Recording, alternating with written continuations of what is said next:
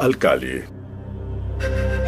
O deserto de Rub al-Khali, em Omã, esse terreno proibido e desolado na Península Arábica, é marcado nos mapas como o quarteirão vazio. Suas areias que se movem e o calor escaldante são lar de aranhas bastante venenosas, serpentes mortais e grupos de beduínos nômades. Mas antigas lendas descrevem essa área como um lugar diferente. Foi aqui, há aproximadamente 5.000 anos, que existiu um reino mítico chamado Ubar. Famosa por suas riquezas e beleza, mas supostamente destruída por Deus por sua perversidade e corrupção. O que se diz no Alcorão, em várias suras diferentes, é que um grande vento chegou e destruiu a cidade porque ela não vivia de acordo com a palavra de Deus. Na verdade, os profetas chegaram e queriam mudar tudo para que fossem corretos, mas eles recusaram. Então a cidade e a civilização foram destruídas.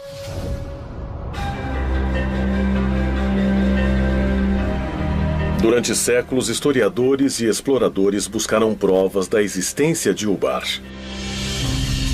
Mas foi necessária uma combinação incomum de tecnologia espacial e arqueologia tradicional para encontrar evidências de que Ubar pode ter sido mais do que um mito. Em 1983, o arqueólogo amador Nicholas Klepp chegou à NASA com um pedido diferente, que resultou numa expedição conjunta à Península Arábica. Ele tinha acabado de ler sobre o uso de imagens de radar para mapear rios subterrâneos no Egito e queria saber se essa tecnologia poderia ser usada para encontrar uma cidade perdida se ele soubesse aproximadamente onde ela estava.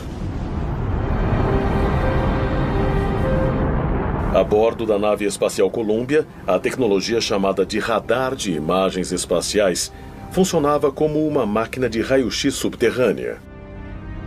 Primeiro, as imagens eram gravadas no espaço. Depois, manipuladas digitalmente para revelar detalhes sutis não visíveis a olho nu, incluindo leitos de antigos rios e rotas de caravanas agora enterradas na areia.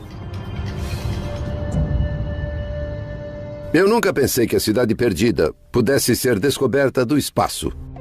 Mas eles começaram a persistir nisso, analisando as imagens que achavam que poderiam ser interessantes. Uma das grandes vantagens das imagens de satélite é que você pode ver uma região inteira para ter um contexto das imagens. Essa é uma imagem do radar da nave espacial de uma parte do sudoeste do deserto do Egito, parte do Saara, que agora é um dos lugares mais secos da Terra. Essa enorme mancha aqui é um rio, um antigo braço de rio da largura do Nilo, o atual Vale do Rio Nilo. Você percebe que dentro dela há um pequeno braço de rio passando por aqui. E se formos a este lugar em campo, ele é assim. Aqui sou eu no meio de um daqueles rios olhando um cânion de cima. Isso nos deixou empolgados, porque o povo antigo dependia das mesmas coisas que nós. Você precisa ter acesso à água e a redes de transporte. Então pudemos ver a relação dessas diferentes características e, na verdade, vimos rastros na área. Assim, isso aqui se tornou um ponto de partida na procura por Ubar. As imagens de radar por satélite do deserto de Rub al-Khali também mostravam antigas trilhas de caravanas convergindo numa área no limite leste do quarteirão vazio.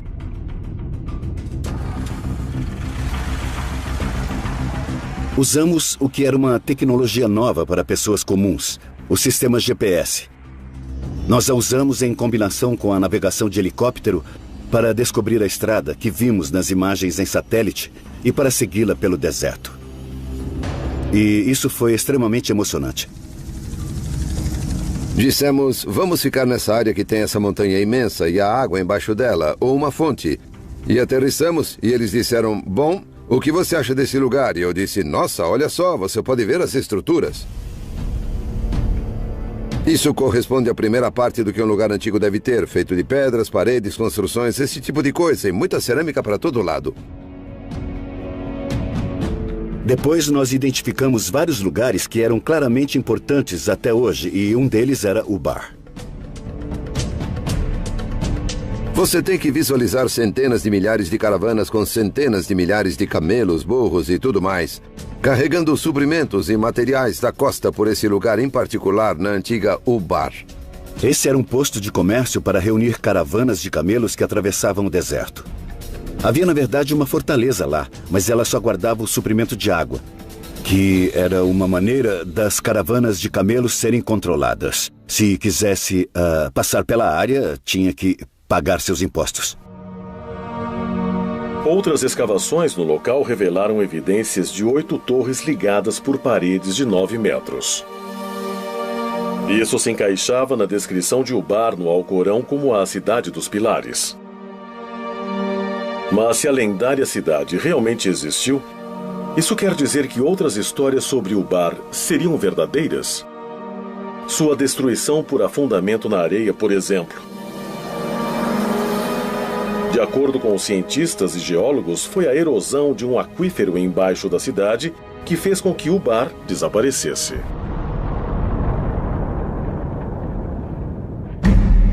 A evidência arqueológica em torno do local parece indicar que, quando os suprimentos de água diminuíram, a fortaleza desabou com o escoamento.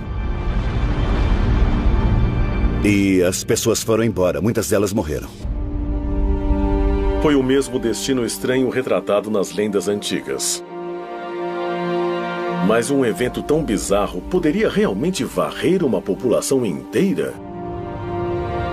Ele poderia destruir todos os vestígios de uma cultura, uma língua, uma civilização?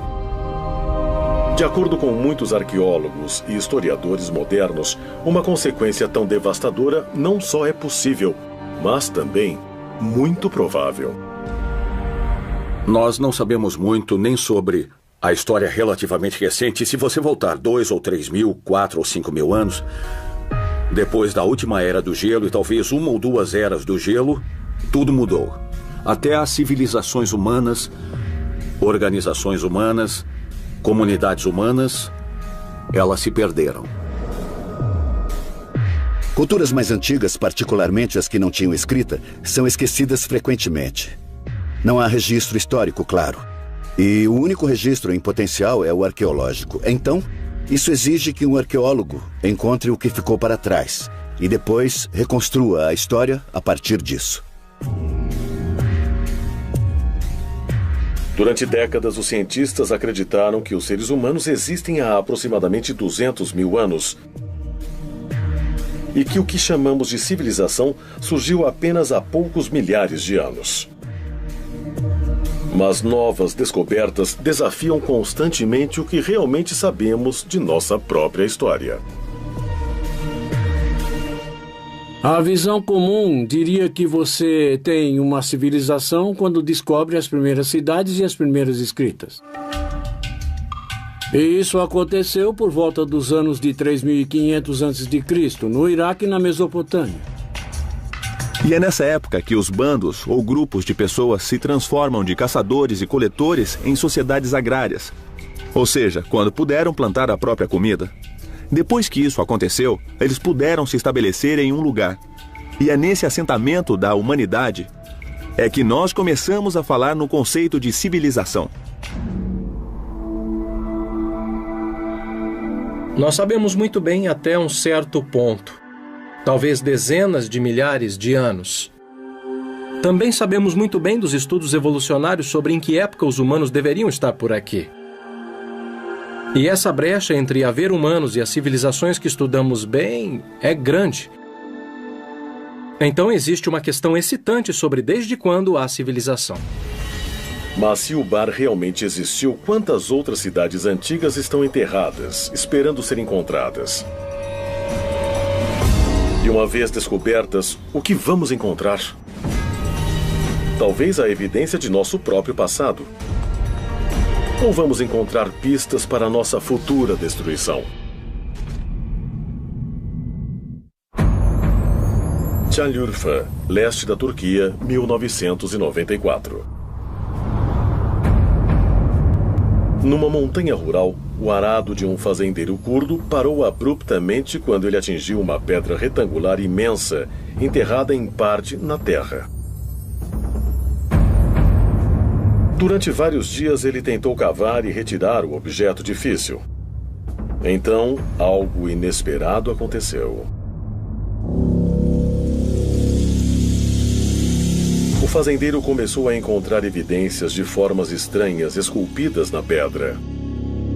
Logo, sua descoberta atraiu equipes de arqueólogos internacionais até o local. E depois de cuidadosa escavação, uma série de pedras megalíticas imensas foram reveladas. E nelas havia relevos incrivelmente bem preservados de animais, incluindo javalis, raposas, bovinos e várias aves, muitas não nativas da região. Estes são desenhos perfeitamente executados. Alguns leões são realmente incríveis. É bem claro que é um lugar extraordinário. Mas o que foi realmente impressionante é que o local, conhecido como Göbekli Tepe, ou Monte com Umbigo, na Turquia, parece ter 11.000 anos. Quase 5.000 anos mais que qualquer outro local comparável.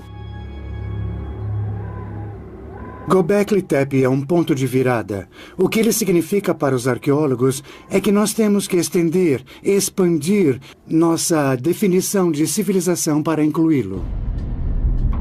Göbekli Tepe pegou todo mundo de surpresa. Nunca vimos nada igual. Ele mostra uma sofisticação tremenda. É uma descoberta surpreendente para um período tão antigo. Göbekli Tepe é extraordinária. Ela tem 7.000 anos a mais que as pirâmides. As pessoas dizem como os egípcios teriam aquela tecnologia, aquele entendimento em estágio tão primitivo na humanidade. Mas acho que precisamos ver essas ideias sob uma luz completamente nova. Porque Göbekli Tepe tinha 7.000 anos a mais. Nos últimos anos, imagens de radar do local ajudaram a revelar um complexo imenso, mostrando mais de 20 enormes estruturas ovais, cada uma consistindo de colunas megalíticas em forma da letra T, junto com 4 pilares de calcário esculpido, unidos por paredes de pedra de 1,80 m de altura e colocadas num círculo de 9 a 30 metros de diâmetro. É óbvio que há um grande planejamento, há uma previsão, há uma habilidade de mobilizar trabalho e manter aquele como um lugar que depois foi visitado por um longo período de tempo. As pedras pesam geralmente de 15 a 20 toneladas cada, apesar de algumas talvez chegarem a 40 ou 60 toneladas. A ideia da organização disso é totalmente assustadora, eu diria. É claro que você teria que ter centenas, se não milhares de pessoas envolvidas nesse projeto de construção. Mas quem construiu Göbekli Tepe? Para que propósito ela servia? Göbekli surpreende no sentido de que pensávamos num desenvolvimento gradual de simples caçadores e coletores das sociedades muito complexas, mas ele não parece mais ter sido tão gradual. O escavador do local acredita que o local é o centro de uma região. Ele discute isso porque o local é uma área muito impressionante e quando você chega lá, sente que pode ver o mundo dali. Alguns arqueólogos acreditam que tribos nômades da era neolítica viajaram grandes distâncias até Göbekli Tepe para participar de celebrações rituais. Outros acreditam que as ruínas sejam de um templo ou até de um local de sacrifício. Todos concordam em alguma cerimônia religiosa. Essas coisas devem ser santuários ou centros religiosos de algum tipo. Eles não são só assentamentos, não são cemitérios, parecem ser centros cerimoniais. Muitos pesquisadores acreditam que Göbekli Tepe esteve em uso por quase 2.000 anos. Mas em 7.000 a.C., os círculos de pedra podem ter sido enterrados propositalmente e abandonados. Mas por quê? Por que você enterraria esse complexo incrível de ao menos 20 estruturas diferentes, ou talvez muito mais que isso? Minha melhor explicação possível é que algo mudou e eles precisaram ir embora. E a melhor maneira de fazer isso era simplesmente enchendo a área toda. As pessoas não abandonam as coisas. Esses locais são tão sagrados ou importantes que, quando abandonam, o soterram e cuidam dele de alguma maneira. E depois reconstroem em cima ou perto ou algo do tipo. Göbekli é assim. Temos evidências claras de que as pessoas soterraram intencionalmente os templos, ou o que quer que fossem, antes de seguirem para outro lugar. Eu acho que algo mais profundo acontecia aqui. Você tem que ver a linha do tempo. Estamos no final da última era do gelo, um período de transições imensas. E há evidências de que houve algum tipo de catástrofe nesse tempo, possivelmente causada pelo impacto de um cometa ou um asteroide no continente norte-americano. E há evidência disso pelo mundo todo. Foi nesse período de tempo que Göbekli Tepe foi construída. Temos que nos perguntar por quê. E talvez a resposta seja que eles precisaram fazer isso. Acontecia alguma coisa. Uma catástrofe global causada pelo impacto de um cometa ou um asteroide? Essa pode ser mesmo a resposta sobre o que forçou os antigos habitantes de Göbekli Tepe a abandonar o lugar? Ou teriam sido as consequências de uma catástrofe que fizeram o local ser construído como templo ou lugar de agradecimento? Alguns pesquisadores acreditam que a resposta pode ser encontrada por perto, no Monte Ararat, que, de acordo com a Bíblia hebraica, é o lugar em que a Arca de Noé chegou para ficar depois que as águas do dilúvio baixaram. Quando olhamos o Monte Ararat, descobrimos que esse local fica a apenas centenas de quilômetros de Göbekli Tepe. E quando nós olhamos os animais que foram esculpidos na cidade, nós não conseguimos explicar por que alguns deles foram incorporados lá. Poucos desses animais não têm significado local. Mas a questão é, alguns animais viviam lá naquele momento? E também, de onde eles vieram? Olhando a mitologia, existe uma resposta pronta. Seriam os animais da Arca de Noé? As origens das histórias do dilúvio foram muito estudadas. Nós encontramos as histórias em todo o planeta. Há uma versão de índios nativos americanos, Ojibwe, há uma versão na China, isso aparece na mitologia grega, também aparece na mitologia hindu. É totalmente possível que acontecimentos reais tenham inspirado mitologias e lendas. As histórias do dilúvio podem ser sobre dilúvios reais. Os mitos e as histórias sobre o grande dilúvio e o resgate de vários animais a bordo de uma arca realmente são baseados em fatos? Talvez a resposta possa ser encontrada no estudo de outras civilizações perdidas e no que elas podem revelar sobre o passado misterioso e o futuro incerto da humanidade. –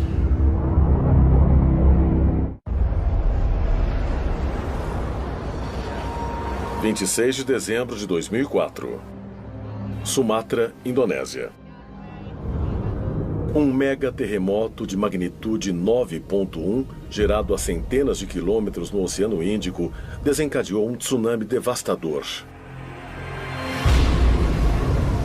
Em minutos, mais de 230 mil pessoas morreram e mais de 2 milhões ficaram desabrigadas.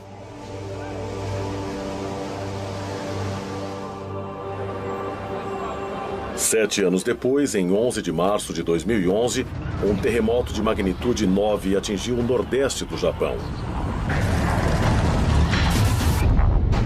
O terremoto mais poderoso que já atingiu a ilha. Minutos depois, um tsunami de 9 metros varreu o país, arrastando cidades inteiras. E aproximadamente 23 mil pessoas.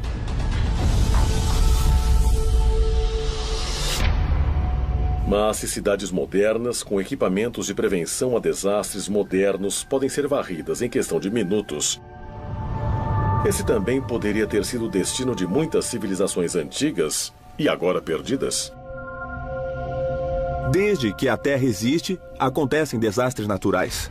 Tsunamis, terremotos, erupções vulcânicas. Tudo isso aconteceu antes de haver humanos para contar histórias sobre eles. Vulcões também são notórios por arrasar civilizações. E Pompeia é o exemplo perfeito disso. O Vesúvio entra em erupção. E uma região inteira congela no tempo e é destruída. As cidades de Pompeia e Herculano foram soterradas por cinzas vulcânicas, pedra-pomes e também fluxos piroclásticos que alcançaram as cidades. Aquelas cidades foram preservadas e apenas 1.500 anos depois alguém descobriu que elas estavam lá.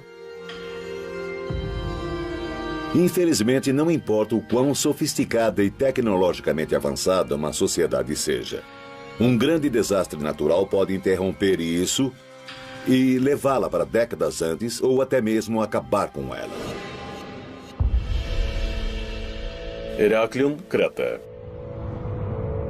Em 1894, o linguista e arqueólogo britânico Sir Arthur Evans chegou a essa ilha no mar Egeu para traduzir várias tábuas de argila recém-descobertas que se imaginavam ser de um período grego antigo.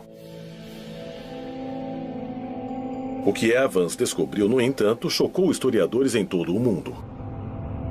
O escrito hieroglífico não era grego, mas de uma civilização desconhecida de 5.000 a.C.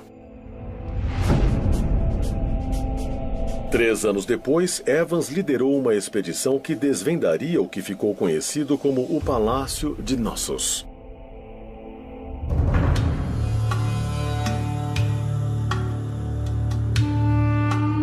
De acordo com arqueólogos, a estrutura imensa um dia conteve salas lindamente decoradas, água corrente quente e fria e até banheiros internos.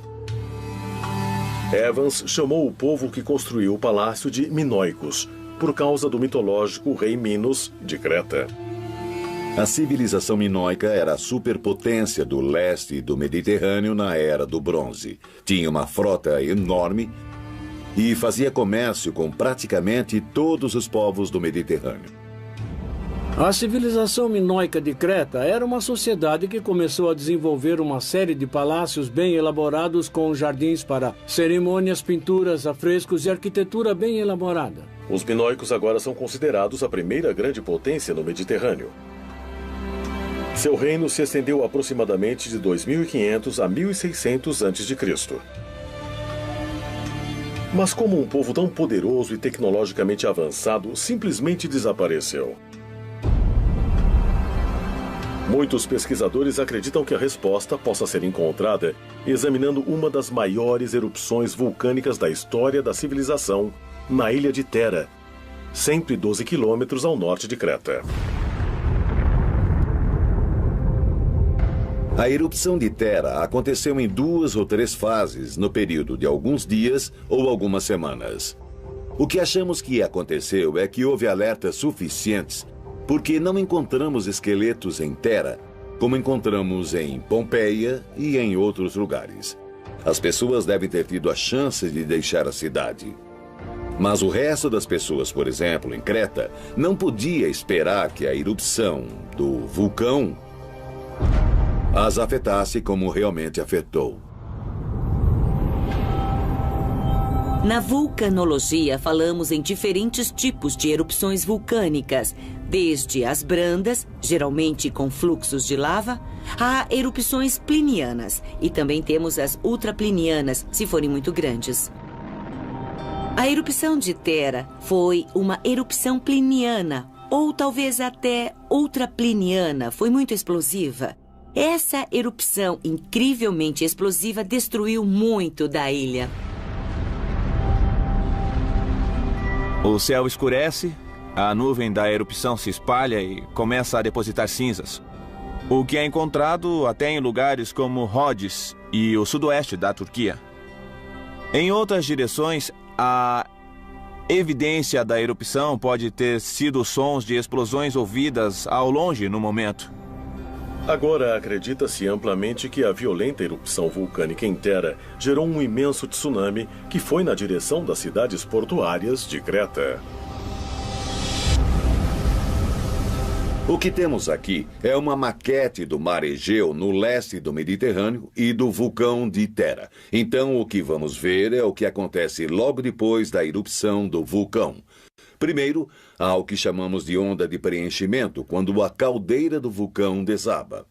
Ela forma um vazio no mar e aí a onda começa a se espalhar e se mover em direção à ilha de Creta. Era exatamente aí que os minoicos viviam. Essa é a onda inicial, ela começa a se espalhar. Aqui é Creta e em 20 ou 25 minutos a onda alcança Creta. O tamanho da onda, ao atingi-la, acaba variando entre 4 e 9 metros. Para entender como deve ter sido para os minoicos, podemos ver o que aconteceu no Japão em março de 2011. É um tsunami imenso e vemos diariamente o impacto na sociedade. Claro que os japoneses podem superar, mas eles não estavam sozinhos. O mundo inteiro ajudou. Imagine os minoicos naquela época sem ter a quem recorrer.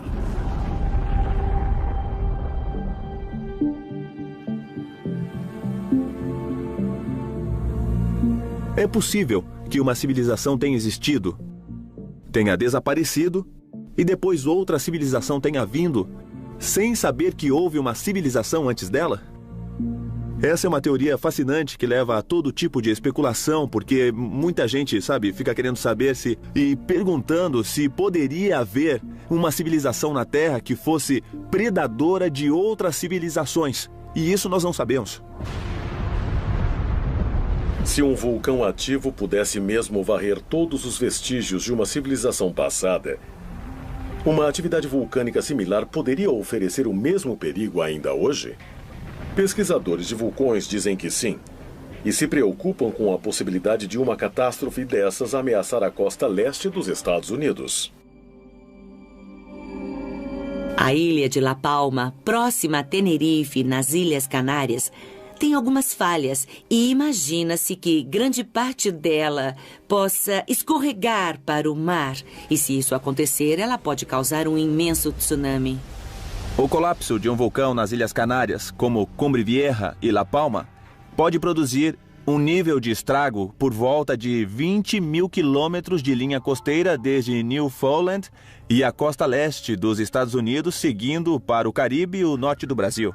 O que as maquetes dizem é que quando as ondas chegarem à costa leste dos Estados Unidos, elas estarão por volta de 10 ou 20 metros de altura.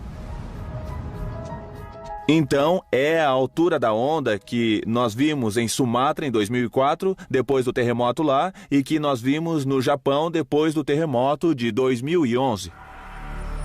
Mas um desastre natural, como uma erupção vulcânica, um terremoto ou um tsunami, pode realmente destruir todos os vestígios de uma civilização? Destruí-la tão completamente que mude a história da humanidade por séculos?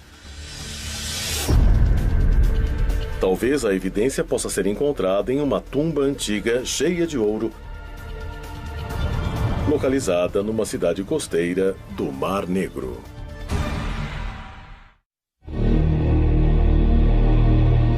Varna, Bulgária. Durante séculos, essa cidade de veraneio no Mar Negro atraiu viajantes e negociantes de toda a Europa e do Oriente Médio. No século II d.C., os romanos se aproveitaram da primavera quente do local para construir uma série de banhos públicos. Mas nenhum desses visitantes, nem mesmo os locais, sabiam do segredo que havia enterrado bem abaixo da cidade. Um segredo que mudaria a história europeia para sempre depois de revelado. Tudo aconteceu no final do outono de 1972. Havia um plano de fazer uma construção na área industrial de Varna. E eles escavavam tudo para a colocação de cabos de eletricidade. Um operário, Reicho Marinov estava cavando um buraco de 1,20 m quando viu o que pensou ser um antigo artefato de cobre. Marinov levou a peça para casa por segurança. E depois de algumas semanas, alguém da aldeia disse a ele: "Oh, puxa, mas que coisas interessantes você encontrou." E o diretor do museu de Daugopol foi à casa desse operário. Quando viu tudo, ele ficou absolutamente chocado. No dia seguinte, arqueólogos do Museu de Varna, incluindo Alexander Mintchev, foram ao local da construção e ficaram impressionados com o que encontraram.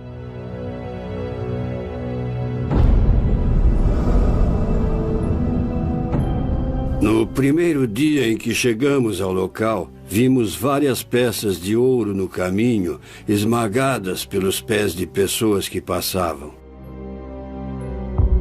O pessoal daquela fábrica passava por cima de quilos de ouro várias vezes por dia. E ninguém acreditaria que aqueles tesouros estavam escondidos debaixo dessa área aqui. Outras escavações revelaram que essa área não construída era o local de um cemitério há muito esquecido. Ele continha mais de 300 tumbas que arqueólogos dataram de aproximadamente 4.500 a.C. Mas, mais importante que os restos dos antigos moradores de Varna, foi a evidência chocante do que antes foi uma avançada e próspera civilização. Muitas tumbas com restos humanos foram encontradas, com os corpos colocados em diferentes posições, geralmente com a cabeça para o norte ou nordeste. Eles foram enterrados com seus próprios ornamentos e com suas próprias armas. Há muitos objetos como esse que são realmente extraordinários e encontrá-los todos juntos em um cemitério mostra que havia algo muito importante acontecendo na região de Varna.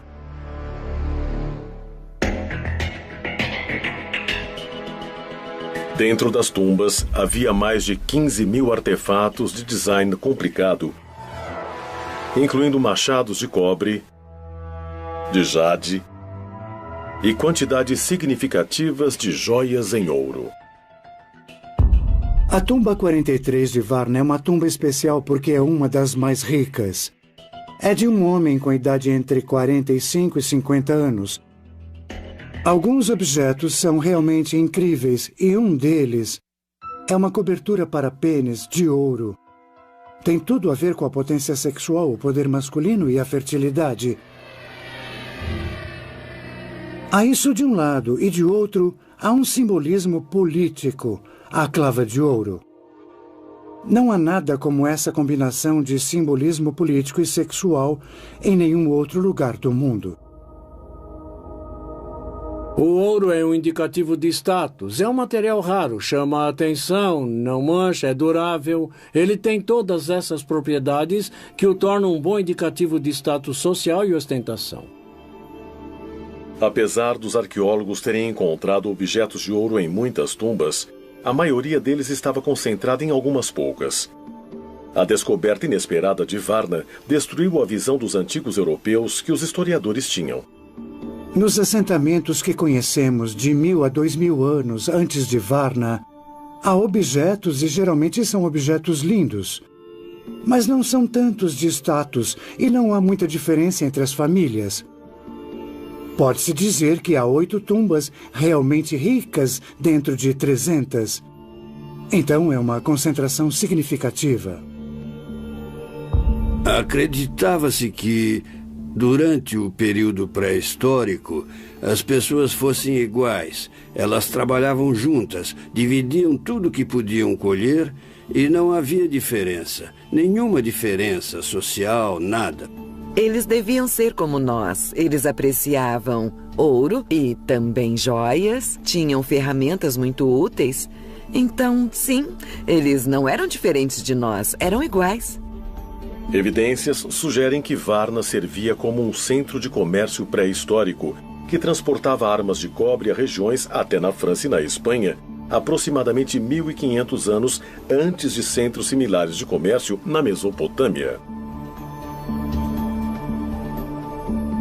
Varna é também ligada a armamentos, guerras e batalhas, porque nessas tumbas nós encontramos grande quantidade de armas, machados, lanças, pontas de flechas. É muito fácil ver que a potência está sempre ligada à guerra. Antes de Varna, claro que conhecíamos outras sociedades complexas que agora sabemos que são da Era do Bronze. Descobriu-se Stonehenge, que também era considerado uma dessas sociedades complexas, mas Varna tem ao menos 3.000 anos mais que Stonehenge. O desenvolvimento da civilização é uma longa história, e achávamos que tínhamos muitos desses sinais no Egito, na Mesopotâmia, em Creta, mas Várnia vem antes de todas elas. O surgimento da civilização europeia começou nesse lugar. Debaixo desse solo, por milhares de anos, a história manteve seus segredos. Eu nem imagino o que teria acontecido se não tivéssemos encontrado Varna e tivéssemos todas essas coisas abaixo de nossos pés. Mas o que ainda é um mistério é como a população de Varna desapareceu por volta de 4100 a.C. Ficou provado que, em algum ponto do 5º milênio, provavelmente por volta de 4200 a.C., houve uma mudança dramática no clima. E, por causa disso, o nível de água subiu, junto a temperaturas muito mais altas. Por causa disso, as condições para a agricultura ficaram bem pior do que antes. A mudança climática, talvez uma mudança que causou seca e fome, pode ser a causa do desaparecimento de Varna? Recentemente, escavações arqueológicas em locais no Oriente Médio forneceram novas informações. Muitos arqueólogos e estudiosos acreditam que tais descobertas ajudarão a resolver o mistério sobre o que realmente aconteceu a Varna e a outras cidades perdidas.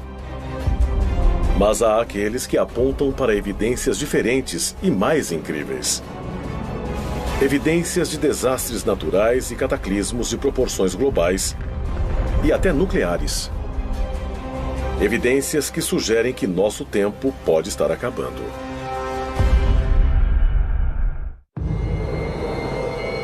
Tel Hamukar, nordeste da Síria. 13 quilômetros ao norte da fronteira com o Iraque. No início de 2000, uma equipe arqueológica do Instituto Oriental da Universidade de Chicago fez um anúncio impressionante. Eles tinham descoberto as ruínas de uma civilização desconhecida com mais de 6.000 anos. As escavações revelaram uma cidade um dia próspera chamada de Tel Hamukar, cheia do que pareciam ser casas luxuosas, negócios prósperos e prédios governamentais. É grande, tem por volta de 1 quilômetro quadrado. Deve ser o suficiente para conter 10 ou 20 mil pessoas, então é bem grande. Quando era próspera, quase certamente tinha uma escrita. Os prédios públicos foram escavados apenas até um certo ponto, mas havia um muro grande em torno deles e portões imensos. Esses elementos de civilização ainda precisam ser recuperados porque hoje estão debaixo de cidades modernas. Hamukar demonstra que nossa noção de cidades, ou seja, com divisão de trabalho, com leis e sistemas legais, estruturas de governo, desenvolvimento artístico e expressão, pode ter acontecido muito antes do que nós acreditávamos. A descoberta surpreendente de Tel Hamukar demonstrou o que estudiosos já consideravam um fato. Que a primeira cidade antiga de verdade tinha surgido ao sul da Mesopotâmia, 643 quilômetros mais ao leste do que agora é o Iraque. Mas se Tel Hamukar era uma cidade tão grande e próspera, por que desapareceu de repente? Por volta de 3.500 a.C., eles tiveram um mau dia. Houve claramente um dia em que aconteceu um ataque. Durante esse ataque, o povo de Hamilcar foi vencido. Sua cidade foi destruída e, quando ela voltou mais como uma pequena aldeia e nunca mais se recuperou do ataque. Parte desse assentamento do 4º milênio antes de Cristo foi incendiada. A última contagem que vi falava em 12 esqueletos. Eram esqueletos que não tinham sido formalmente enterrados, pelo que sei. O argumento da guerra e da destruição proposital do local é bastante convincente. A guerra no tempo da destruição de Hamilcar foi meio que um combate mano a mano. Mas há evidências de que, possivelmente, as pessoas usassem balas em Hamilcar. Não balas de armas, claro, mas atiradeiras. Essa é uma ideia controversa que surgiu das escavações em Hamilcar. Mas não há dúvidas de que a cidade foi destruída, de que a luta foi brutal e que a cidade foi incendiada. O interessante é que, naquela época, você tinha as cidades do sul, como Uruk, que se desenvolviam, e sabemos disso há muito tempo. Mas há novas evidências de que locais como Hamilcar criavam seu próprio tipo de civilização ao mesmo tempo. Havia uma dinâmica do norte versus o sul, e isso acontecia. Então, a destruição de Hamilcar pode ter sido o fim desse povo do norte que estava tentando criar seu próprio modo de vida, mas foi vencido pelo povo do sul e isso mudou a história. Centenas de quilômetros a oeste de Tel Hamilcar estão as ruínas de outro assentamento antigo, Tel Caramel. Em 2007, arqueólogos escavando antigas tumbas no local descobriram as fundações de 5 grandes torres de pedra, cada uma medindo 4,5 metros de diâmetro e sugerindo uma altura de aproximadamente 6 metros. Imagina-se que elas tenham ao menos 10.000 anos de idade. Elas estão localizadas ao norte da Síria, não muito longe de Göbekli Tepe, e é bem óbvio que estamos lidando com a mesma cultura aqui. Por que exatamente elas foram construídas é um mistério. A resposta mais óbvia é sugerir que são defensivas e que podia haver predadores, animais ou humanos. Claro que a pergunta é, para que elas eram usadas? Eram parte de uma fortaleza real? Eram torres de observação? Ou elas tinham outro propósito? Para ser sincero, não se sabe ao certo. Tel Caramel, ao noroeste da Síria, é um local importante porque nos dá a primeira evidência de estruturas permanentes construídas em pedra por um grupo de pessoas que data de antes do que eram conhecidas como as mais antigas estruturas na cidade de Jericó por volta de 2.000 anos. O que Caramel mostra bem claramente é que temos que abrir mão da ideia de que houve um processo na transformação para o Neolítico. Eu poderia listar muitos outros lugares onde você tem culturas locais distintas que parecem bem elaboradas em seus próprios termos, mas bem diferentes umas das outras. Não é um desenvolvimento, são vários desenvolvimentos, sendo que alguns foram mais bem-sucedidos que outros. A maioria dos estudiosos acredita que Tel Caramel e Tel Hamilcar foram destruídas por exércitos invasores do sul da Mesopotâmia. O conflito era endêmico no mundo antigo. Não era só uma guerra à toa e irracional, mas era direcionada ao aumento das cidades, à tomada de mais territórios, mais cidades subordinadas, mais pessoas para pagar impostos. Mas a guerra territorial pode ter sido o motivo dessas cidades um dia grandes terem sido destruídas? Recentemente, outra teoria, infinitamente mais audaciosa, foi proposta. Talvez Tel Caramel e Tel Hamilcar tenham sido vítimas de uma explosão nuclear bizarra e espontânea. Em 1972, cientistas do Gabão, na África, descobriram evidências de um evento nuclear dentro de uma mina de urânio. Foi descoberto por causa de nosso conhecimento dos subprodutos de reatores nucleares. Medimos a quantidade de produtos que temos e conseguimos datar sua idade. Assim pudemos descobrir que ela tinha por volta de 2 bilhões de anos. Existe um reator nuclear no Sol que nos dá vida.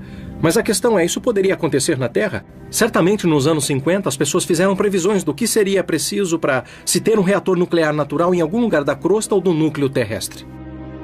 O urânio-235 é nossa principal fonte de reatores de fissão nuclear e é bastante comum.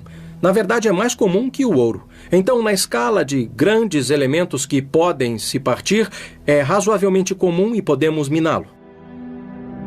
Então, se quer que uma reação nuclear aconteça, os dois fatores principais seriam densidade de urânio suficiente e algo para desacelerar os nêutrons. Uma das melhores fontes para desacelerar nêutrons e ter uma reação em cadeia é a água. E nessa área em particular, no oeste da África, você tem essa combinação certa de água suficiente, urânio denso suficiente e temos um reator nuclear. O que pode acontecer com um reator natural é um desastre na escala de Chernobyl. Uma liberação de radiação que poderia afetar a saúde das pessoas. Uma explosão de fissão nuclear que pode acontecer com urânio em um cenário natural é certamente algo que você não quer que aconteça. Mas ela é tipicamente subterrânea. Pode ser como um vulcão. E então, dessa forma, seria um desastre natural. Alguns cientistas agora acreditam que tal explosão nuclear poderia varrer toda a vida por centenas, se não milhares de quilômetros ao redor do local do depósito de urânio. E se isso aconteceu no oeste da África, poderia acontecer em outra parte da Terra? Talvez em Tel Hamukar. Sabendo o que aconteceu num lugar há 2 bilhões de anos, é bem provável que haja outros bolsões, em lugares mais profundos onde ainda não verificamos bem. Acho que muita gente ainda não pensou na ideia de que pode ter havido alguma grande catástrofe natural que fez as civilizações desaparecerem. Quantas delas desapareceram no passado e nós nem sabemos, porque talvez tenha sido há 20 ou 30 mil anos. Estamos focados agora em civilizações dos últimos 5 mil anos. Nós só vamos até a história chinesa e a egípcia. Civilizações pré-históricas podem ter sido destruídas por explosões naturais catastróficas de lugares profundos na Terra? Ou é possível que a destruição em massa de antigas cidades tenha vindo de locais muito mais distantes? –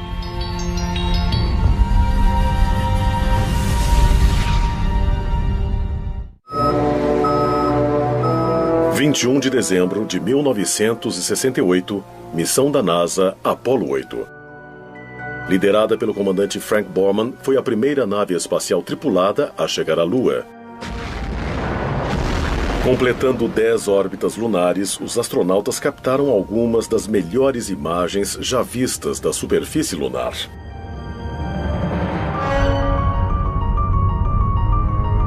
As fotografias mostram a Lua totalmente marcada por milhares de enormes crateras, evidências que sugerem a alguns que a Lua um dia foi lugar de atividades vulcânicas violentas.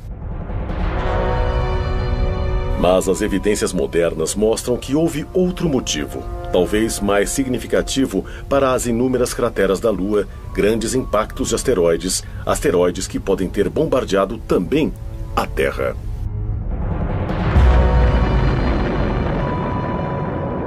Não é o homem na Lua, são crateras na Lua. E na história da Lua e na história do mundo, deve haver muito mais objetos que atingiram a Terra e depois atingiram a Lua. O único motivo de não sabermos deles na Terra é por termos vegetação e termos um ambiente coberto. Isso os torna menos detectáveis. O maior desastre natural que pode acontecer e que pode nos varrer, sabe, é um grande impacto. Um meteorito caindo na Terra. Sabemos que o impacto de um meteorito foi o que fez com que os dinossauros desaparecessem.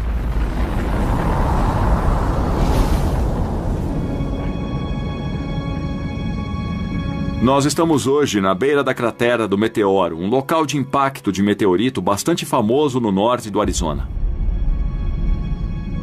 A cratera foi formada aproximadamente há 50 mil anos, quando um asteroide de uns 45 metros de diâmetro chegou veloz pela atmosfera a uns 42 mil quilômetros por hora. Ele impactou o chão com uma força igual a 1000 bombas de Hiroshima.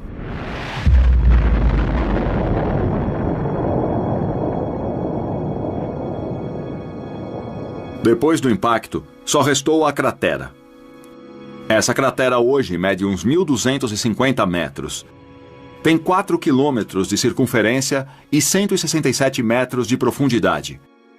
Isso é como ter o monumento de Washington dentro dela, e o topo do monumento estaria na altura da borda da cratera. Então, se um evento como esse ocorresse numa área tão populosa como Nova York, estimamos que a área com perda de vidas poderia chegar a mais de 16 quilômetros. Em junho de 2002, aconteceu algo que pode ter sido um alerta para todos nós. Um asteroide do tamanho de um campo de futebol passou entre a Terra e a Lua. Ele cobria 1/3 do espaço até a Lua.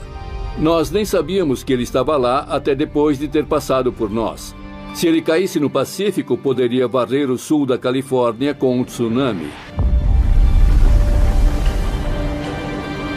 Algo com um poder tão destrutivo passou tão perto da Terra e nem sabíamos que ele estava lá até ter passado direto por nós.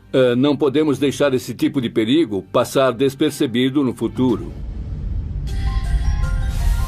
Em 2005, a NASA começou a mapear os maiores asteroides conhecidos no espaço e que tinham possibilidade de atingir a Terra.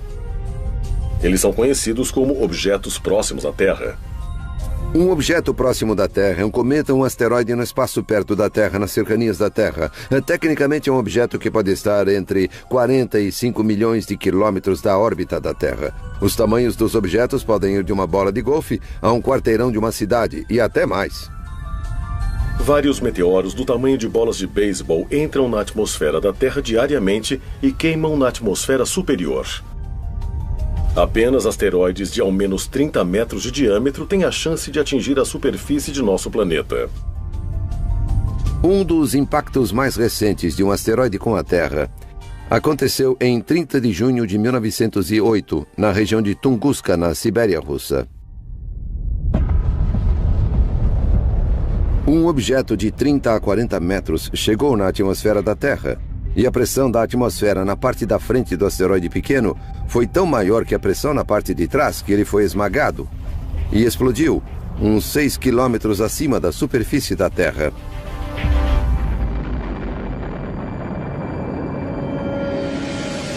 Isso arrasou árvores num raio de 2.000 quilômetros quadrados. É uma região não habitada, então ninguém se feriu. Mas ele matou algumas renas, derrubou árvores e causou um grande estrago. Foi algo em torno de 5 megatons de energia, equivalente a umas 385 vezes a energia do acontecido em Hiroshima no final da Segunda Guerra Mundial. Apesar do impacto de qualquer meteoro do tamanho de um campo de futebol poder ter um efeito devastador, o que cientistas mais temem são aqueles que podem ser ainda maiores. Um asteroide com 1 quilômetro ou 2 ou até maior, e há uns 1000 deles no espaço em torno da Terra, pode causar consequências globais.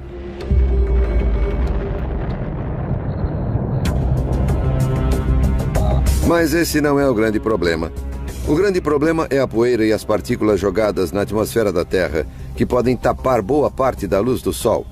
Pode haver uma chuva ácida, tempestades de fogo, quando algumas dessas partículas caem na Terra, causando incêndios globais. E a fuligem contribui para a poeira e impede boa parte da fotossíntese. necessária para a vida das plantas e, claro, aos animais que vivem dessas plantas. Então, os efeitos secundários é que são o verdadeiro problema no impacto de um asteroide. Quando nós lidamos com possíveis impactos de asteroides ou de meteoros na Terra, eles podem causar o aniquilamento não só de populações de organismos vivos, mas de civilizações inteiras, e eles já fizeram isso. Nos últimos anos, a equipe de objetos próximos à Terra, na NASA, aumentou sua pesquisa para incluir objetos de mais de 140 metros de diâmetro. Um deles, um asteroide de 300 metros chamado Apophis, é esperado para passar perto da Terra em 2029. Apophis é dos grandes. Foi descoberto em 2003 e, por um tempo, parecia que realmente atingiria a Terra. Ele tinha 1 em 37 chances de atingir a Terra em 2029.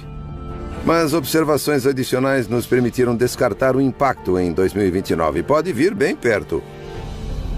Vai ser um objeto visto a olho nu por pessoas na Europa. Então você vai ver um asteroide se aproximando da Terra, mas ele não vai bater. Mas apesar de cientistas mapearem o curso de Apophis, eles não podem prever como o imenso asteroide pode ser afetado por outros fatores, como a gravidade da Terra. A parte assustadora é que ele passa e volta 7 anos depois. E não sabemos se sua trajetória será afetada pela gravidade da Terra e se ele pode vir em direção a ela. Se passar por uma brecha de 600 metros no momento dessa aproximação maior em 2029, ele vai voltar e atingir a Terra em 2036. É um objeto grande o suficiente para criar não o fim do planeta, mas que pode custar centenas de milhares, se não milhões de vidas, se atingir o lugar errado. Infelizmente, cientistas dizem que não é uma questão de se, mas de quando um grande asteroide vai colidir com a Terra. Mas quando isso acontecer, todos os vestígios de nossa civilização estarão perdidos? Um asteroide poderia descer, uma rocha gigante vinda do espaço, criando um efeito devastador no ecossistema e fazendo tudo morrer. É possível apagar uma espécie inteira. É possível apagar um registro completo de tudo que existe. Isso também pode ajudar a explicar por que outras civilizações antigas foram destruídas e quase esquecidas? Acho que é bem possível termos civilizações mais antigas que, de alguma forma, foram apagadas por um objeto que desceu na Terra e mudou toda a natureza do planeta. Não somos Chicken Littles. Eu sei que é assim que pensam de nós, que somos Chicken Littles dizendo que o céu está caindo. O céu não está caindo, mas pode haver algo lá em cima vindo em nossa direção. Se nosso planeta for atingido por um meteoro em nosso tempo, há providências que podem ser tomadas para minimizar sua devastação? Estamos suficientemente preparados para evitar a perda de séculos de avanços tecnológicos que a humanidade conseguiu até aqui? Ou somos ainda mais vulneráveis do que acreditamos? Monte Kilimanjaro, na Tanzânia. No ano de 2000, o paleoclimatologista Lonnie Thompson e uma equipe de pesquisadores perfurou profundamente uma geleira que cobria o pico da montanha. Lá, eles coletaram amostras de gelo que revelaram evidências de condições climáticas e suas mudanças não só nas últimas décadas, mas de dezenas de milhares de anos. Um núcleo de gelo é uma coluna de gelo. Tiramos uma série deles da superfície para ter a história do clima e do ambiente em diferentes partes do mundo. Esses núcleos têm camadas anuais bastante distintas e se pode medir a grossura dessas camadas. Você pode medir como a precipitação mudou com o tempo. Existe o registro de uma história da composição antiga de nossa atmosfera nas bolhas de ar que são preservadas no gelo. Então, agora temos história de 800 mil anos de pesquisas de coisas como dióxido de carbono, metano, óxido nítrico, você pode até ver micro-organismos presos no gelo. Nós ressuscitamos organismos que estiveram no gelo por mais de 50 mil anos. Então, tudo que está no ar é arquivado no gelo. Então, o que vemos lá são períodos de calma e depois períodos em que há cataclismos. Essa é a realidade da vida no planeta Terra. Se vai de uma coisa a outra. Universidade de Ohio, fundada em 1870. Guardados aqui em imensos freezers na Universidade de Ohio, há amostras de gelo que Thompson coletou de geleiras por todo o mundo. Temos mais de 7 mil metros na sala agora. É a única coleção tropical de gelo no mundo. Temos núcleos lá do Kilimanjaro, temos gelo de Franz Josef Land no Ártico Russo. Temos uma boa coleção de gelo do Himalaia e do Tibete. O núcleo mais antigo perfurado numa região montanhosa do oeste da China. Ele tem mais de 750 mil anos. Esses núcleos de gelo nessa prateleira vieram do Planalto de Bruce, na Península Antártica. Eles foram perfurados ano passado e serão cortados e depois processados no laboratório. Um recente estudo de amostras de gelo sugere que um evento climático forte ocorreu na Terra por volta de 5.200 anos atrás.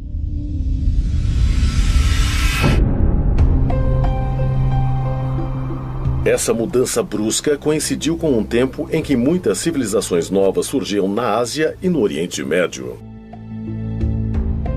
Parece que em todo o mundo algo novo começava a acontecer. E uma das minhas curiosidades é por quê? Por que aconteceu naquele tempo? Por 100 mil anos vivemos perfeitamente vidas felizes como caçadores e coletores. E de repente as coisas mudaram. O que pode ter feito isso acontecer? Você deve procurar um denominador comum. E o que une todas as sociedades agrárias é o clima. Sabemos que foi o período em que o deserto do Saara secou. 4, 5 mil anos atrás havia lagos naquele deserto. Pessoas viviam lá. Sabemos disso porque elas deixaram artes nas rochas. Há muita evidência de que alguma coisa bem dramática aconteceu naquele tempo. Mas se uma catástrofe global ocorreu, o que a causou? Pode ter sido uma seca mundial? Um meteoro pode ter batido na Terra e levantado pó suficiente para bloquear o Sol? Ou a causa foi uma erupção vulcânica? Erupções vulcânicas são muito importantes se falarmos de um planeta. É como um planeta que perde seu calor primordial. Tivemos erupções vulcânicas na Terra por bilhões de anos. Os humanos só viveram uma fração muito pequena desse tempo. Então, as erupções vulcânicas estão aqui muito antes de nós estarmos. Elas estarão aqui muito depois que nós nos formos. Elas são parte essencial do que é a Terra. Mesmo existindo vulcões ativos em todo o mundo, a maioria é muito pequena para causar devastação global. A não ser, claro, que seja um supervulcão. A ideia é de que existem vulcões que consideramos normais. Eles liberam uma certa quantidade de lava, uma quantidade de energia, uma quantidade de explosão. Se você tem um vulcão onde a lava e os gases estiveram bem vedados, isso vai criar uma pressão extra. E quando escapar, vai ser uma explosão ainda maior. E isso é classificado como um supervulcão. Há vulcões na Terra que são capazes de erupções muito grandes. Em geral, os vulcões em torno do Anel de Fogo, os vulcões que têm caldeiras, como os da Nova Zelândia, de Papua Nova Guiné ou do Alasca. Cientistas identificaram ao menos 7 supervulcões ao redor do mundo. O maior fica debaixo do Parque Nacional de Yellowstone, em Wyoming. O pensamento comum em geofísica sobre Yellowstone e sobre alguns outros lugares na Terra é de que há uma concentração de calor nas profundezas que forma uma região de derretimento parcial da rocha, e isso é constante. A ideia é de que isso, de vez em quando, pode criar uma erupção muito grande. De acordo com os cientistas, a erupção mais recente em Yellowstone ocorreu há aproximadamente 600 mil anos. Quando Yellowstone vai fazer isso de novo é completamente desconhecido para nós. Não temos como saber. É como prever o tempo ou alguma coisa geológica. Você sempre vai ter uma margem de erro na previsão de quando vai acontecer. Yellowstone é um vulcão relativamente novo. Todas as erupções aconteceram nos últimos 2,5 milhões de anos, e isso é pouco em termos geológicos. Se Yellowstone entrasse em erupção de novo, uma erupção cataclísmica seria incrível. Seria algo que não vimos em tempos registrados. O Monte St. Helens pareceria uma bobagem comparado ao que Yellowstone poderia fazer. Isso teria efeitos globais no clima. Resfriaria a temperatura média da Terra e devastaria o oeste dos Estados Unidos. Cobriria tudo de cinzas. Então, a agricultura se perderia. Os efeitos durariam algum tempo. Teria um grande efeito na civilização. As cinzas e os gases venenosos emitidos numa grande erupção podem criar uma nuvem pelo mundo, bloqueando a luz do sol por muitos anos. Na escuridão, as colheitas e os animais do mundo morreriam, deixando os humanos passando fome. Se Yellowstone explodisse hoje, com grandiosidade, seu impacto na humanidade seria bem maior do que foi no passado, porque há muito mais pessoas. Nós temos 7 milhões de pessoas a mais no mundo a cada mês. Isso é sem precedentes. Então, temos vulnerabilidades para as quais não estamos preparados. A sociedade moderna é frágil, da mesma maneira que algumas sociedades antigas de larga escala eram. Há muita gente em volta. Confiamos muito no uso intenso dos recursos naturais. E claro que degradamos esses recursos já que usamos tanto. Muitas pessoas acham que estamos numa situação clássica de colapso. Os humanos são muito dependentes da natureza. Nós esquecemos disso no mundo moderno. Mas há forças por aí muito maiores do que qualquer um de nós. E essas forças estão ativas e tiveram impacto nas culturas e nas civilizações do passado. Desastres cataclísmicos globais podem parecer ficção científica. Mas acredite se quiser, muitos governos e empresas se preparam para tais eventos. Infelizmente, uma grande pergunta paira diante deles. Seus planos funcionarão?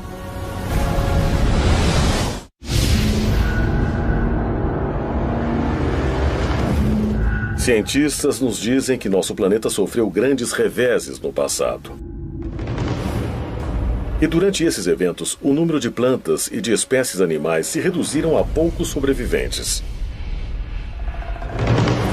Mas se a civilização como conhecemos de repente chegar ao fim, toda a nossa cultura e tecnologia realmente desapareceriam? Há muitos exemplos na história de povos do passado que tinham tecnologias ou entendimentos que se perderam. O mais famoso, claro, é o da Biblioteca de Alexandria, no Egito.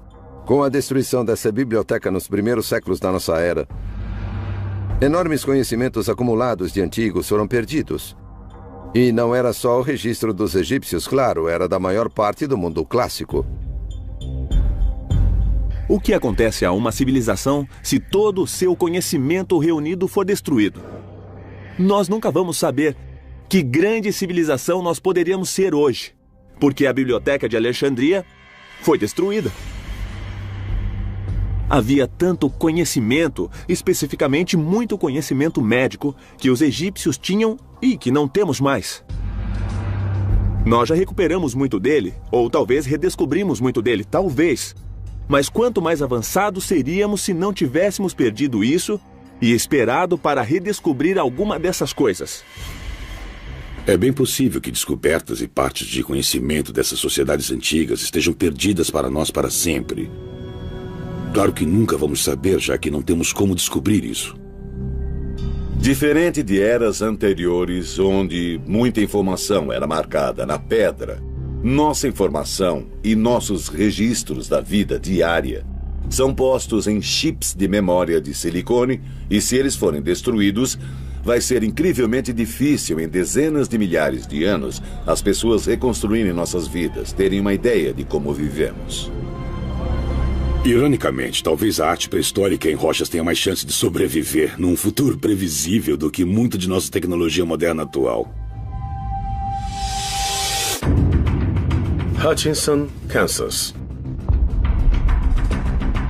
200 metros abaixo da cidade há um imenso depósito com o tamanho de 35 campos de futebol. Em 1959, dentro de uma mina de sal, o depósito subterrâneo de Hutchinson foi aberto como maneira de guardar em segurança documentos e bens importantes do governo durante a Guerra Fria. Ele é conhecido como o Depósito Eterno e talvez seja a maior cápsula do tempo conhecida no mundo. O subterrâneo não é sempre o melhor lugar para guardar valores, mas tem algumas qualidades muito importantes. Há uma temperatura muito estável e muitas reações químicas. As reações de desgaste dependem da temperatura e de suas flutuações. A umidade também tem um papel importante. Se você tiver uma umidade estável, particularmente que não seja muito baixa nem muito alta, ela age como um maravilhoso conservante. Esse é um dos motivos dos museus serem mantidos em temperatura e umidade estáveis. E uma maneira fácil de encontrar essa temperatura e umidade estáveis sem usar muita energia é indo para os subterrâneos, e especialmente num lugar como uma mina de sal, onde há o preservante natural da ação do sal. Por exemplo, as peles animais que foram usadas para criar os pergaminhos do Mar Morto foram lavadas no sal do Mar Morto, que age como conservante natural e impede que a pele animal seja destruída pelos micróbios. Esse é um dos motivos de ainda termos esses materiais hoje. Entre itens raros e valiosos guardados no local estão as cópias originais de muitos filmes populares e programas de televisão, assim como fotografias históricas e documentos importantes. Com uma temperatura natural constante de 20 graus, as cavernas subterrâneas fornecem condições quase perfeitas para a preservação. Para qualquer civilização, até mesmo para a nossa, se tem uma coisa que você quer preservar, é melhor enterrar num depósito ou colocar numa caverna onde não esteja exposto à natureza. Descobriram-se cavernas por todo o sul da Europa contendo desenhos e pinturas pré-históricas muito bem preservados. Os mais velhos e mais elaborados foram descobertos em 1994 no Vale Ardèche, na França. Cientistas datam a arte dentro da caverna Chauvet em 30.000 a.C. A caverna é uma das mais decoradas da maior era do gelo que encontramos. E isso é impressionante. Nunca tínhamos visto uma desse tamanho naquela região. É incrivelmente rica, há umas 400 pinturas e gravuras de animais. Lindas representações de cavalos, rinocerontes, ursos, uma enorme gama de imagens. Essas são imagens extraordinárias de animais que não pareceriam fora do lugar em galerias modernas de hoje. A idade e a qualidade das pinturas na caverna Chauvet puseram em dúvida tudo o que se conhecia e se acreditava antes sobre a existência do homem nesse planeta. Elas são vistas como as obras de arte mais antigas criadas por humanos. O interessante na Caverna Xavier é que estamos lidando com Homo sapiens que estão tentando representar pensamentos e ideias abstratas nas paredes das cavernas bem antes da invenção da escrita e bem antes de qualquer definição de civilização. A questão é, por que fizeram isso? Esses artistas antigos criaram sua arte em paredes de pedra dentro de cavernas para as protegerem para futuras gerações? Daqui a 30 mil anos, os únicos vestígios de nossa existência seriam os que estão guardados em segurança nos subterrâneos? Algo gravado em pedra, se estiver no ambiente certo, facilmente dura milhares, se não talvez milhões de anos, se for num local subterrâneo. Numa ilha remota norueguesa, 240 metros ao sul do Polo Norte, e a quase 120 metros de profundidade numa montanha de areia, está o depósito global de sementes Svalbard. Seu propósito é ser uma segurança contra a perda acidental da vasta gama de plantas e plantações de comida da Terra. Mais de 20 milhões de sementes são armazenadas aqui. As sementes são guardadas em minas de carvão abandonadas, que são locais muito estáveis. Algumas sementes podem durar muito tempo, outras precisam ser plantadas para crescer e depois serem colhidas. Então, não é um ambiente estático. Lá, as sementes têm de ser constantemente renovadas e constantemente trocadas por outras de todo o mundo. Acho que o banco de sementes é feito expressamente para um evento que destrua a civilização.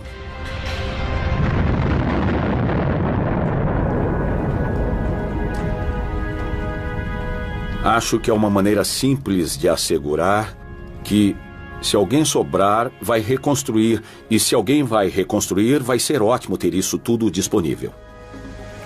Uma coisa única no ser humano é que tendemos a pensar no passado, tendemos a pensar no presente e também pensamos no futuro. Podemos imaginar o que queremos passar para os nossos netos. Essa é uma das motivações para todas as pessoas. Então, enterrar alguma coisa ou colocá-la num local seguro para o futuro, acho que é algo que até povos antigos podem ter pensado. Se antigas civilizações preservaram propositalmente evidências de seu conhecimento e tecnologia avançados em cavernas e outras estruturas subterrâneas, esses tesouros escondidos podem nos ajudar a resolver o mistério de quem somos e de onde viemos. E talvez ainda mais importante, nos dirá quanto de nossa própria civilização vai sobreviver no futuro.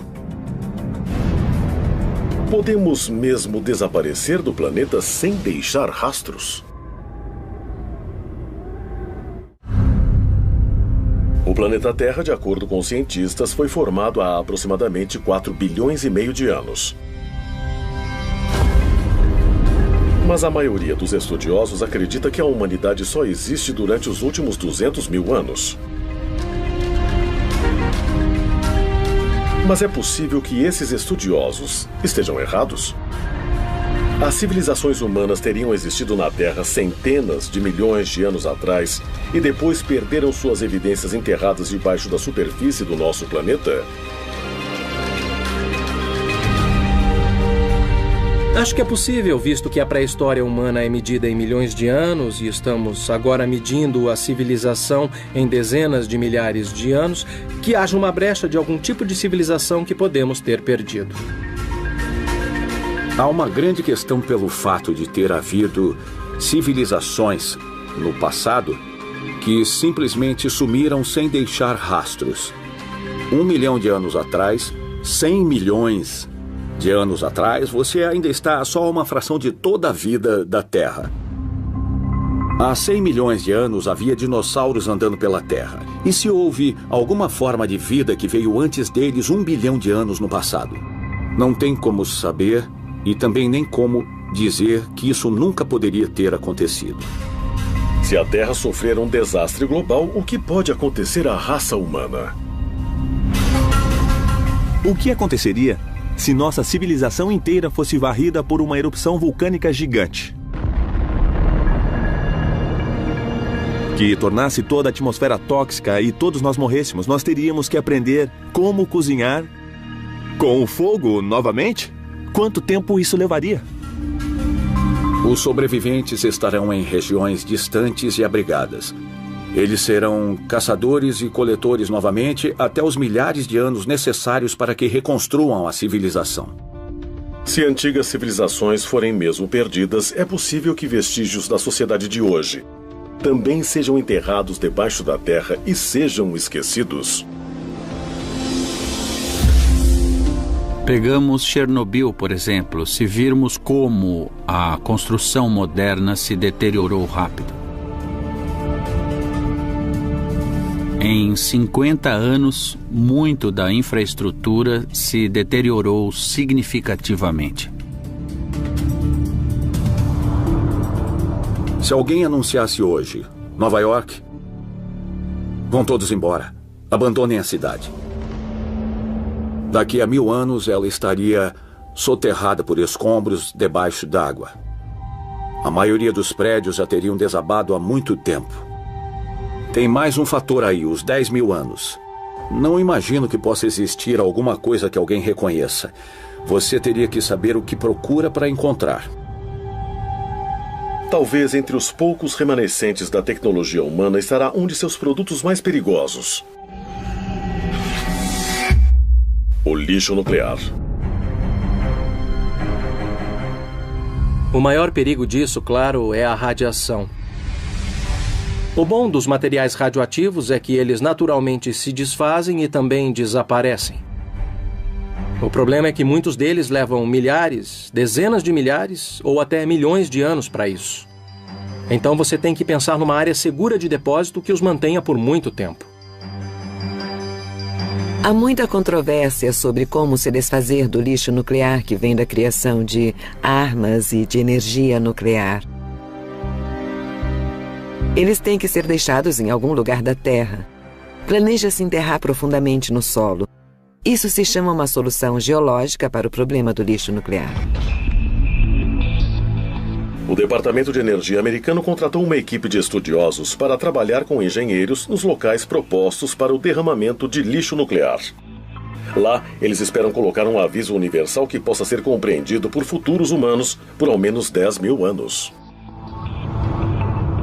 Eles precisam pensar numa mitologia que avise as pessoas que há perigo ali.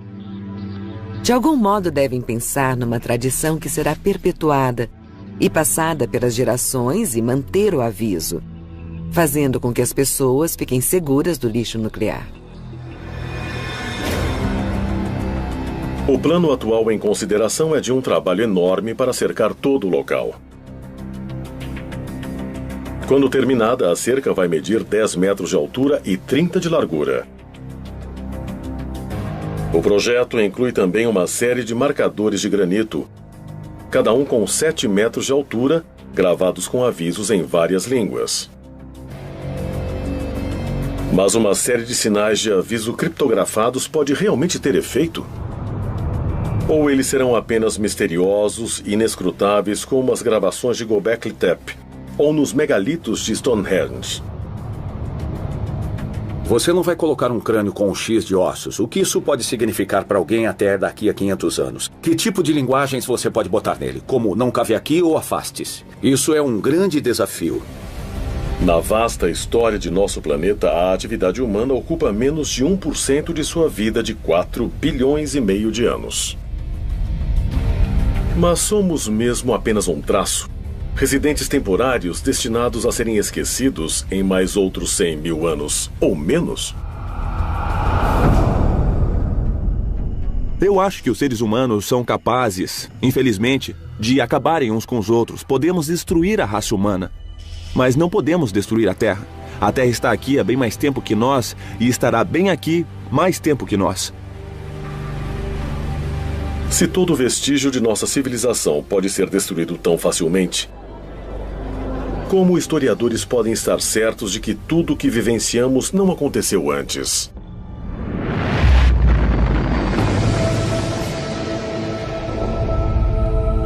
Estamos revendo datas o tempo todo. E acho que, em algum estágio, evidências que provavelmente já estão por aqui vão começar a nos fazer perceber que pode ter havido outras civilizações. Algo que provavelmente nós não reconhecemos nesse momento. A data de origem das coisas vai cada vez mais para trás, seja da cerâmica, dos assentamentos, do uso do fogo, o que for. Nunca nos fixamos numa data e dizemos que não pode ter acontecido antes, porque inevitavelmente outras evidências surgirão. O fato de civilizações terem evoluído mais de uma vez e talvez terem sido varridas por algum evento e voltado de novo pode fornecer algumas lições para nós hoje. O fato é que um verdadeiro estudioso vai perceber que quanto mais informações tivermos, mais vamos perceber que não sabemos nada sobre o mundo.